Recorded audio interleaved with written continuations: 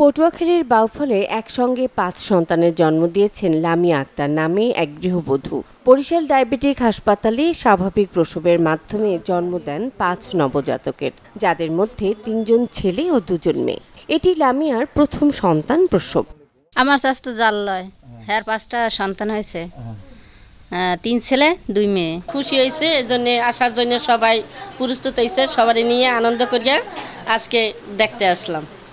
আমাকে খুবই ভালো লাগে, বাচ্চা করে লইয়া একটু সেবা যত্ন করলাম। ৩টা ছেলে 2টা মেয়ে, এতে আমি শুনে খুব খুশি। 5 বছর পরে আমার এই মেয়ের আল্লাহ পাক রব্বুল আলামিন 5টা সন্তান জন্মগ্রহণ করছে, 3 ছেলে 2 মেয়ে। আমি অনেক আনন্দিত, তাছাড়া ওর বাবা মাও খুব খুশি। আমরা প্রথম প্রত্যাশা করি যে আল্লাহ তাআলা 5টা সন্তানকে আল্লাহ নেক হায়াত দারাজ করুক।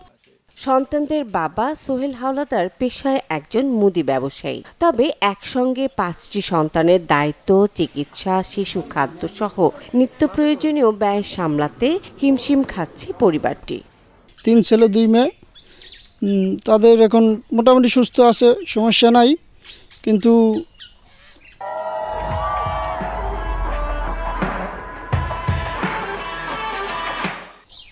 আমার যে ব্যবসা বাণিজ্য তা দিয়ে একটু চালাইতে পারতেছি না, যদি আপনারা একটু সহযোগিতা করেন, তাই সবার দ্বারা একটু আশা চাই। আমার স্ত্রী ছেলে মেয়েদের জন্য সবার জন্য দোয়া করবেন। আলহামদুলিল্লাহ অনেক ভালো, আমার বাচ্চারাও সুস্থ আছে, আমি অনেক সুস্থ আছি। সবাই আমার বাচ্চাদের জন্য দোয়া করবেন। দান করেছে আমাদের 5টা সন্তান, আমরা খুশি। কিন্তু এই বাজারে একটা বাচ্চা পালানো অনেক ধুম, কিন্তু এই 5টা বাচ্চা আমার যেহেতু সম্ভব আমরা সহযোগিতা করতে আসি।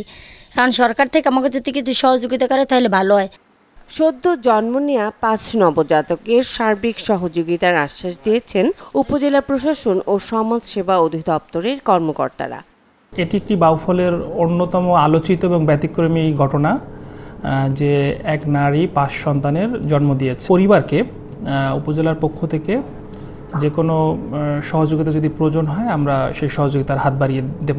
বিষয়টি সম্পর্কে অবগত এবং আমি শুনেছি তিনি সুস্থ আছেন। এখন আমাদের সমাজসেবা অধিদপ্তর থেকে তাদের জন্য বিভিন্ন আর্থিক সাহায্যের বিভিন্ন বরাদ্দ থাকে না, তো তারা যদি যথাযথ মাধ্যমে আবেদন করে আমার কাছে, তাহলে সেক্ষেত্রে আমি আর্থিক সাহায্য দেওয়ার ব্যবস্থা করে দেব।